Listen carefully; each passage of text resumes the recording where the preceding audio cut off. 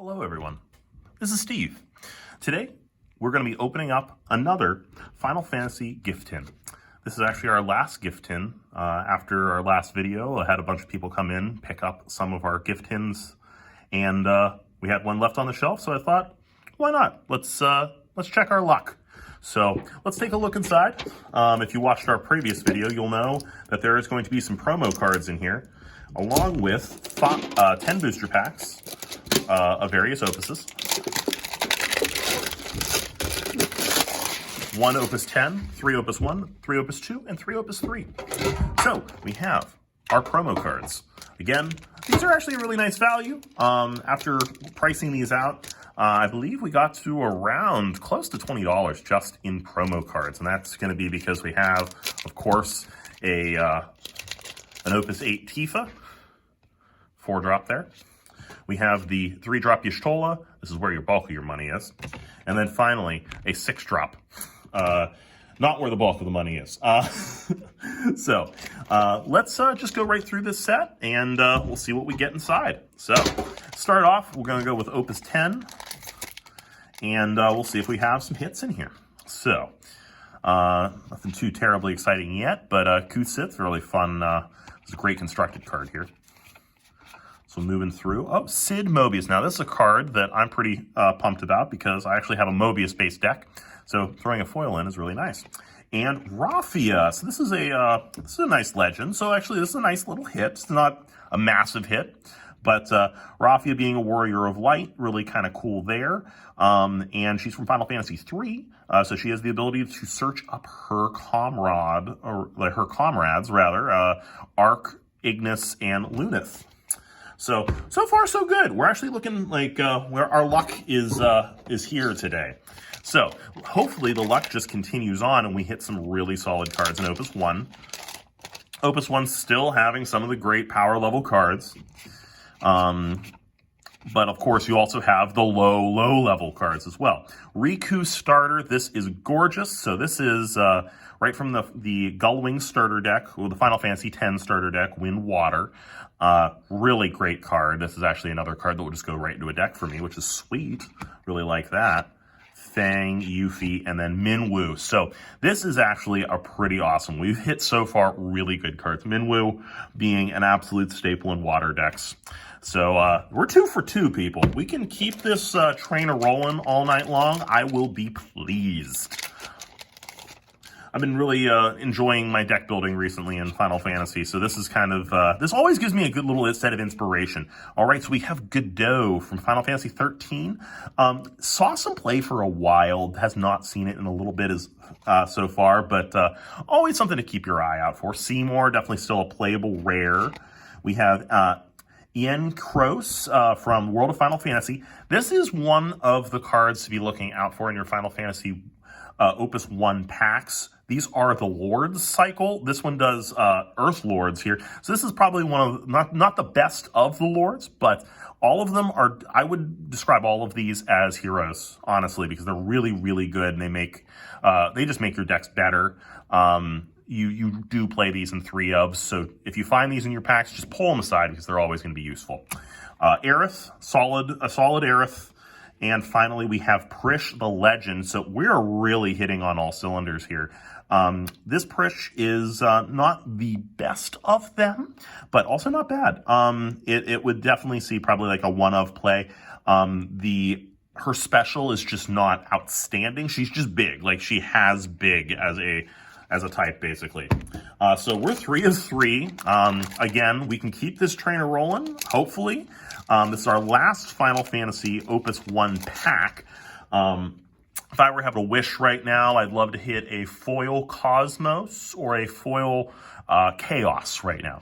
So let's see if we can hit it. Not too crazy. A Night card. Cool. Ramu. Evoker. Magus. All right, so we have a foil rare, Amordar from Final Fantasy 13. Not a terribly exciting one, but does search up lightning or snow. But the only problem being that this is an earth backup. So it doesn't quite hit everything. It does have the EX burst. So if 3 colors ever becomes a thing and lightning and snow are in one deck, this might see play. Okay, so we have Waka. There's the one for your water forwards. Another one that's just really good. Count these towards your rares, people. Laguna, Sid High Wind, and finally Orin. So this is our first no-hit, but I mean, I always loved Orin. Orin was my favorite character in Final Fantasy X. Just such a cool backstory, being the protector of the last summoner to defeat Sin. Oh man, one of my favorite characters in all of Final Fantasy. He's just so gruff and he's so rugged. Really fun character. All right, so we're going into Opus 2. Final Fantasy, the trading card game. Opus 2. We have a Ranger. We have a Monk. Imitation Liegeman. Larsa. Phantasmal Harlequin. We have a Dark Knight. We have a Sage. And we have a Lena. Lena being from Final Fantasy X-2, being the opposite to that of our protagonist, Yuna. So there's our foil. It's a rare, so it's basically like a foil uncommon. Tella, Hashmal, Grimace, and finally, Emperor Zand. So this is a hit, too. This is another legend. We are legend count right now, currently sitting at 1, 2, 3 out of 5 packs. That's pretty nutso. And plus, that Minwu, you may as well just call him a legend. He's phenomenal. But yeah, this Emperor's Hand is pretty solid. You pretty much have to play it in a mono fire deck. But you can make it work in other decks. It's pretty cool, though. Definitely a higher on the power level type of card. All right, so a Fleeting Flash, Heroes, Bard, White Mage, Semblance of a Lion, Ninja, Ephemeral Vision, and then Kanasena. This is a hero, so this is, foil hero, basically a hit. Not a terribly crazy power. The power level was all over the place for Opus 1, 2, and 3, and this is kind of overcosted for what it does, but it's really not too bad. Definitely cool to see it in foil. It does look really nice in foil. All right, nothing too exciting there. Selfie still sees some play in occasional decks. Rosa and Ignis. So there's Ignis there. Can be searched up there by our friend Raffia. All right, so we'll throw that in the pile, throw these in a pile, and we're going to go on to our next pack of Opus 2. This is our last pack of Opus 2, so if I were to want something in this pack, a Dio would be a pretty nice hit, or possibly Renoa from this set. Ward, Ephemeral Phantom, Horn, Black Mage, Sorbet, Summoner, Ninja. Okay, so Ninja, not too great. This is probably our one of our worst foils, to be honest. We hit Edge, Aurum, Reeve, and Ashura. So Ashura, you'll see occasionally, you'll see like a 1 or 2 of in a wind water deck or just a water deck. Just nice utility for a summon like that. All right, so we're on to our last 3 packs. This is going to be Opus 3. And now, since I've opened a bunch of these at this point, these are, I have to say, this is probably one of my favorite gift sets out of any card game I've ever played. I've been playing Magic for 25 years, and they've never quite done a gift set this good. All right, so Rubicante looks amazing in foil. Like, that is really a cool-looking foil there. Not a great card, but a good look. King, all right. Theodore. So this card always has had a soft spot in my heart. I used to play this in my mono water deck, and he was just a ton of fun. Not terribly great on the power level. Exactly what you should be paying for. You're paying 4 CP for an 8K. That's about what you're expecting out of a general stat there for any hero. His ability is pretty solid, just being able to be a modal ability. You didn't see that many modal cards at the beginning of this game. This was one of the one cards that is very modal in its play. So definitely has a soft spot in my heart, Theodore. From Final Fantasy IV.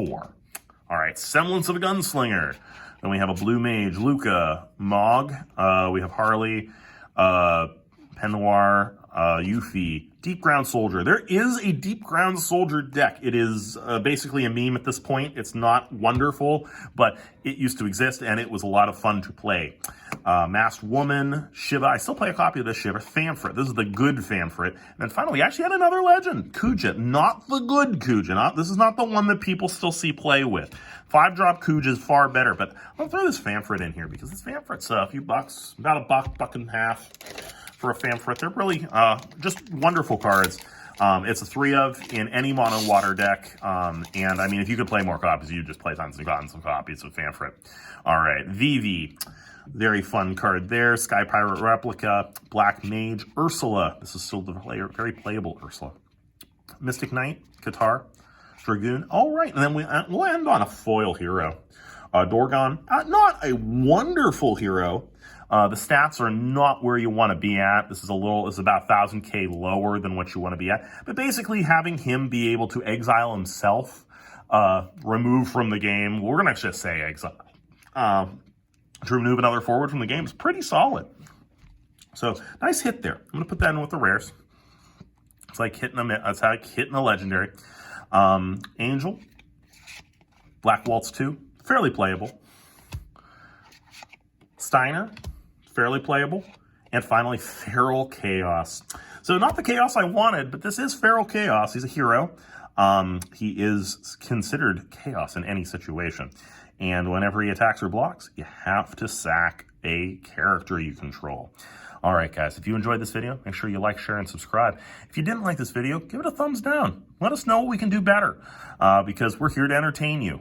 So have a wonderful rest of your day. Bye-bye.